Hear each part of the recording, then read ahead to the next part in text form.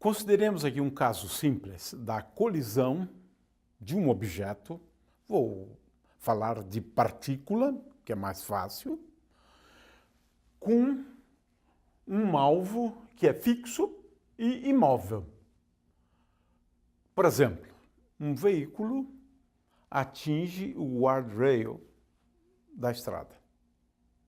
O guardrail não se move, o veículo sim, e ele se chocou de tal maneira que, inicialmente, a velocidade do veículo era v. De forma que v é a velocidade antes da colisão. V' é a velocidade depois da colisão. E aqui, no caso de acidentes nas estradas, o problema é o de determinar v. Claro, porque estamos querendo saber qual era a velocidade do veículo que bateu. Em função do conhecimento de v'. E v' pode ser determinada, em princípio, a partir da distância percorrida pelo carro que bateu.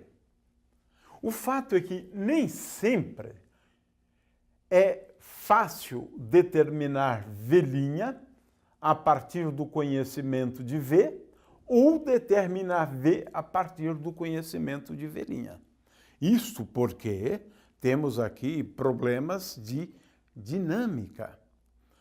Para isso, eu precisaria conhecer a força que age. Vamos imaginar essa força como dependente do tempo, a força que age por alguns milésimos de segundos sobre o carro, por exemplo, ou sobre esta bola de bilhar que bate num dos lados da mesa, ou, no caso mais simples, um objeto que colide com uma terra.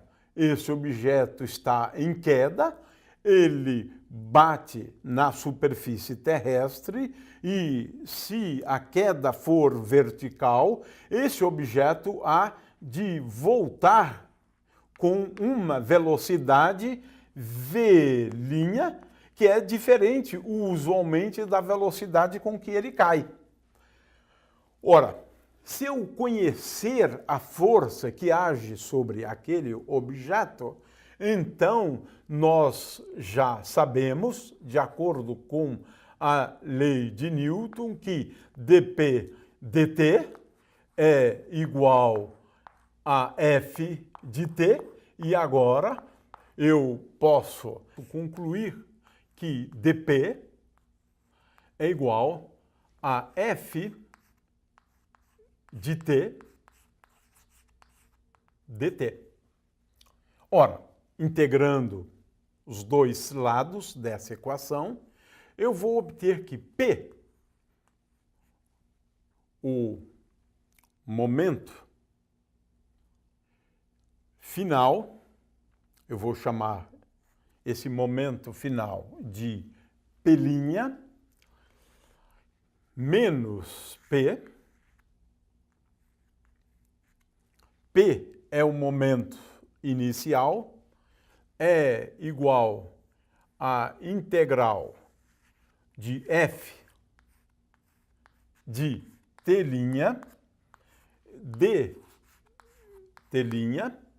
Quando eu calculo essa integral a partir de um instante de tempo inicial, que eu vou colocar como sendo ti, até um instante de tempo final, que poderíamos chamar de tf. Esse intervalo de tempo, ΔT, que é igual a tf menos ti, é muito curto. Na maioria das colisões, por exemplo, de uma bola de bilhar ou quando um objeto cai em direção à superfície terrestre, é de apenas alguns milissegundos. Esta grandeza aqui nós chamamos de impulso. Impulso. Ora, concluímos, portanto, que o momento final, que nós chamamos de P', ele é igual a P, passando P para o outro lado, mais o que nós chamamos de impulso, essa grandeza física. Temos aqui, portanto, uma forma de determinar o momento final, uma vez conhecida a força, e admitindo que essa força só depende do tempo, é uma força do tipo impulsiva, eu tenho, portanto, como determinar, por exemplo, a velocidade. A velocidade final, que nós estamos chamando de V', é igual à velocidade inicial, que nós estamos chamando de V, mais o impulso dividido agora por m, se estamos falando da velocidade. O fato é que determinar V' é possível, em princípio, se eu conhecer a expressão para a força que, no caso de colisões onde os objetos se tocam, essa força é do tipo força impulsiva, depende apenas do tempo. Se eu conhecer essa força, eu posso determinar o momento da partícula no estágio final, ou seja, o momento depois, este aqui é o momento antes, e é claro que aqui eu tenho um elemento da dinâmica, que é a força. Nesse caso, se eu conhecer a força impulsiva, eu posso prever qual há de ser o momento final, uma vez conhecido o momento inicial. Vamos agora a um outro caso. Nós vamos falar agora de colisões bem simples, de tal maneira, aqui, tomando o caso da colisão de um objeto com a superfície terrestre, esse objeto colide de tal maneira, aqui, antes, um pouquinho antes da colisão, ou quando ele toca o solo, esse objeto tem uma velocidade que nós vamos chamar de V, e depois que ele toca o solo, ele sai com uma velocidade V'. O objeto chega até a superfície terrestre com a velocidade V e sai com uma velocidade V'. Aqui, no caso, há interesse em se definir um coeficiente, conhecido como coeficiente de restituição, e vamos primeiramente defini-lo. Vamos definir essa grandeza como sendo lambda. Essa questão da letra aqui difere, né, eventualmente de um livro para o outro, mas nós definimos o coeficiente de restituição como sendo, por definição, igual a V' sobre V. V' nem sempre é igual a V. Aliás, temos aqui algumas experiências, né? Ou você pode fazer experiências onde você solta uma bola de uma certa altura e depois você percebe que quando ela sobe de volta, ela não atinge a mesma altura. Ela atinge uma altura diferente. Ora, vamos considerar esse caso. O fato é que, em função das superfícies, em função da constituição do objeto que cai em direção à Terra, do objeto que colide ou dois objetos que colidem. Pode acontecer da velocidade em módulo depois da colisão ser diferente da velocidade antes da colisão. Esse coeficiente é conhecido como o coeficiente de restituição. É claro que nessas circunstâncias o choque é um choque inelástico. E o coeficiente de restituição, ele, na verdade, dá uma medida da inelasticidade. Por quê? Antes eu tenho m vezes v ao quadrado sobre 2, né? E depois eu tenho m vezes v' ao quadrado sobre 2. Consequentemente, se eu escrevo v' igual a lambda v, veja-se que a energia cinética depois é igual a lambda ao quadrado vezes a energia cinética antes. E é claro que a energia cinética depois é menor. Esse lambda aqui, em geral, é menor do que 1.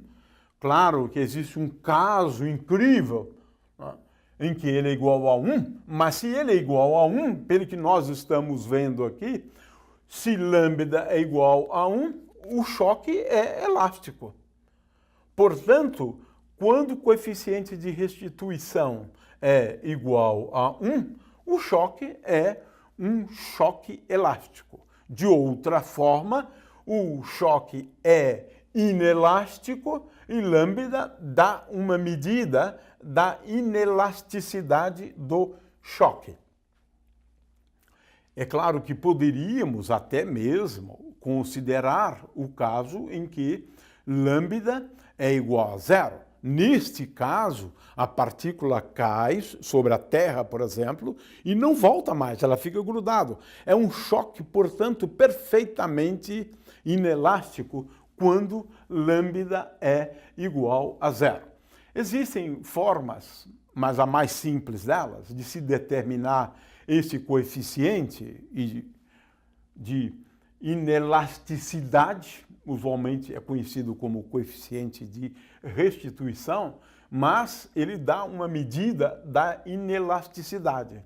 Lambda igual a 1, o choque é elástico, lambda diferente de 1 e, claro, maior do que zero, o choque é inelástico, e finalmente lambda igual a zero, o choque é perfeitamente ou totalmente inelástico. Muito bem. No caso de uma bola que cai sobre a superfície terrestre, nós temos a seguinte situação. Quando eu solto uma bola de uma altura, que vamos chamar de h, quando ela bate na superfície terrestre, ela volta, mas agora, vamos chamar essa situação de antes, depois a bola volta até uma altura máxima, que nós vamos chamar de h, de forma que h é essa nova altura aqui, h é sempre a altura medida a partir da superfície terrestre, de forma que a bola volta e atinge essa altura h. E agora é curioso, porque se eu medir estas duas alturas, eu posso determinar o coeficiente de restituição, né? E se pode mostrar, por conservação da energia total, que lambda, definido como sendo igual a v' sobre v, é igual a raiz quadrada desta altura h dividido por h.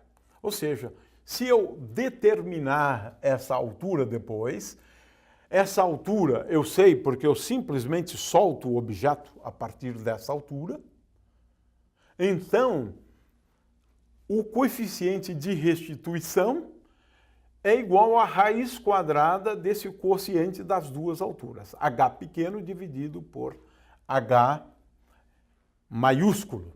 É claro que se h for igual a h maiúsculo, então o coeficiente de restituição é igual a 1 e a colisão é, nesse caso, uma colisão elástica.